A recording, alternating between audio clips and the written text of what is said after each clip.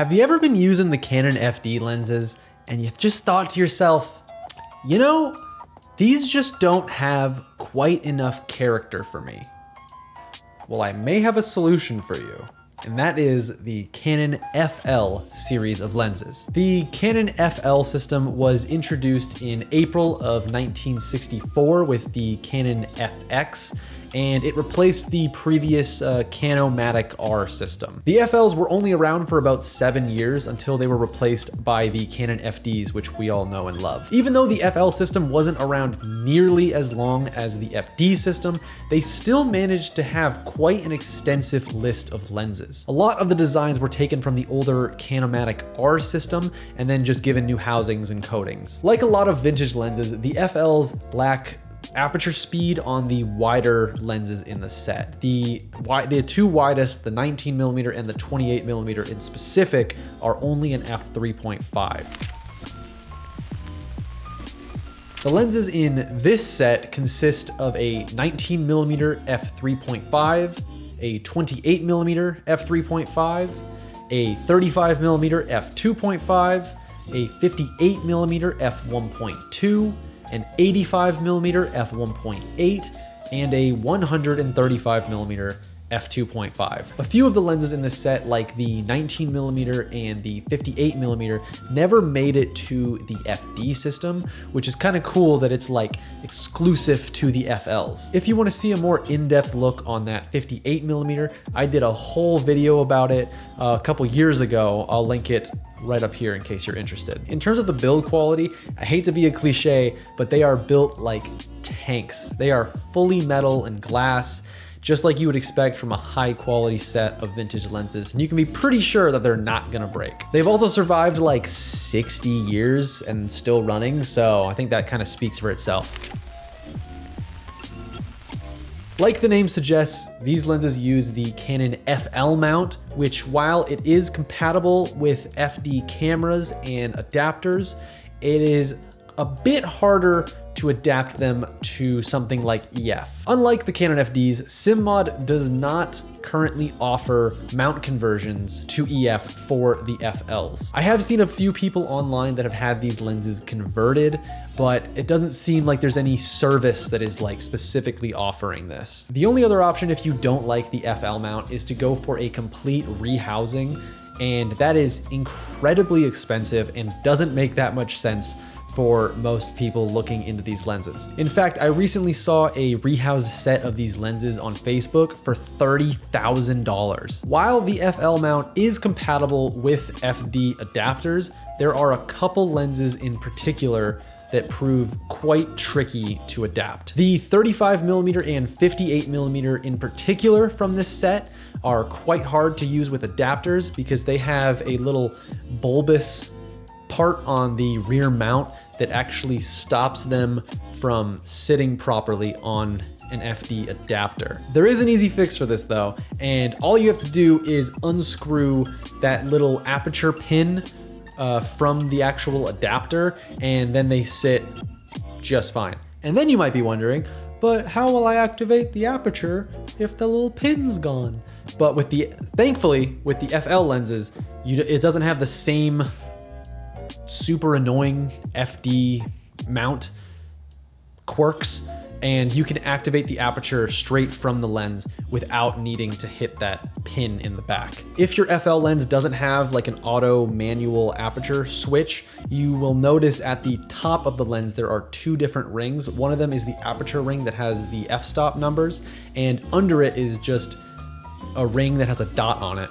And if you want to change your aperture without that pin in the adapter, all you have to do is close down your aperture to whatever you want and then turn that ring underneath the aperture ring, and you got your working aperture.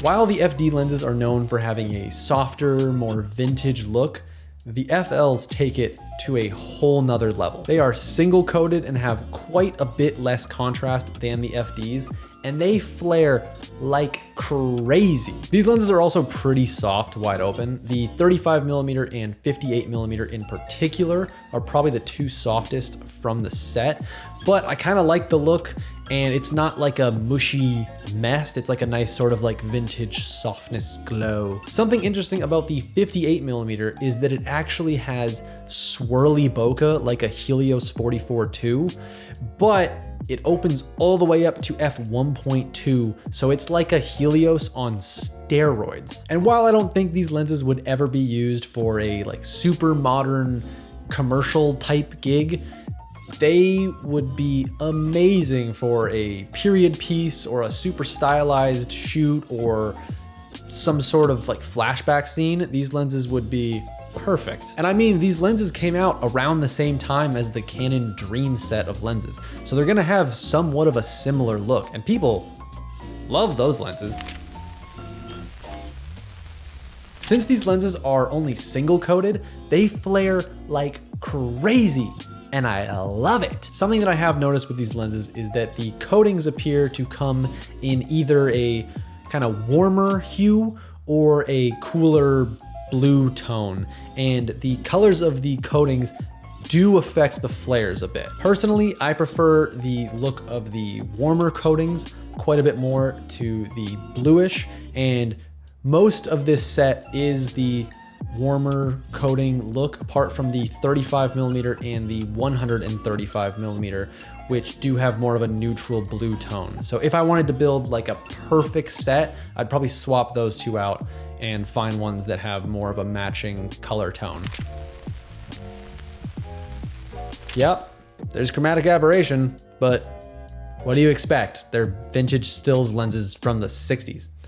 Although, there isn't quite as much as you would think. The 35mm and 58mm are the two that show the strongest chromatic aberration, but they're also the two softest wide open. So the chromatic aberration isn't like super harsh lines around your highlights.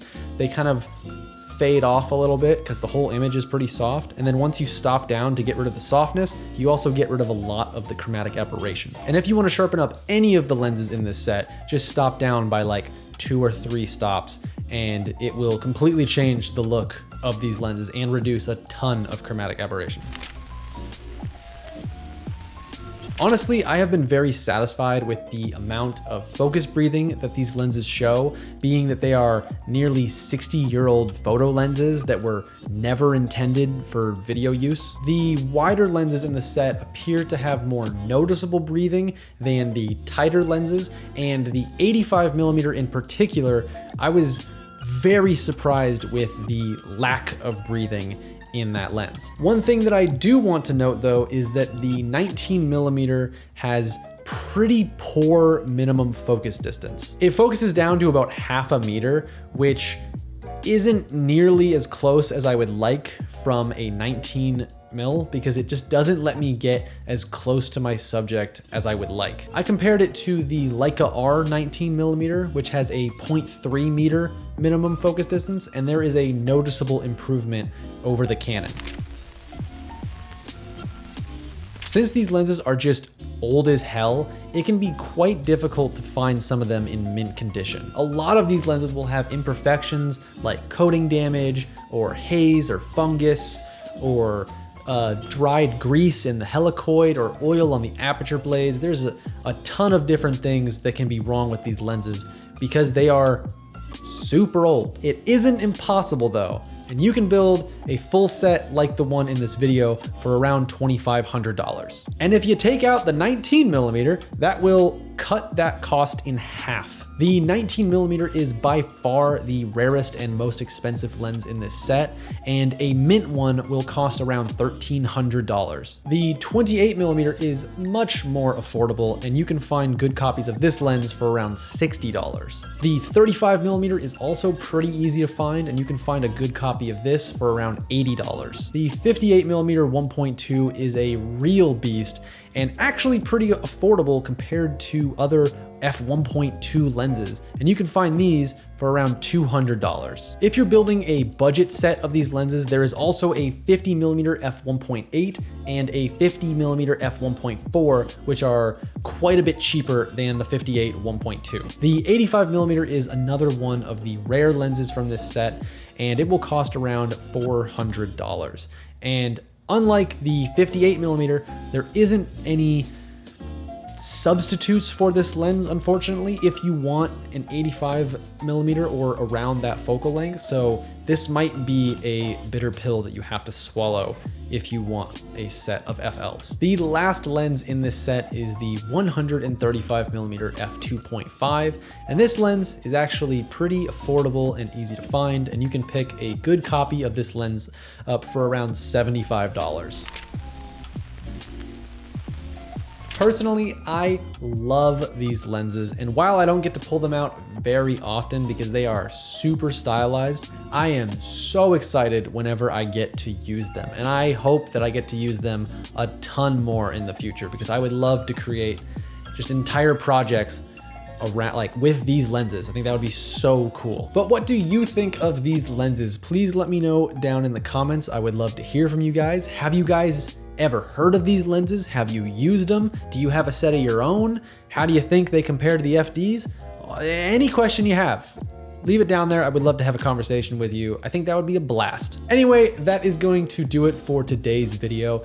If you enjoyed it, please consider liking and subscribing, as it really does help this channel out. And with all that being said, I will see you in the next one.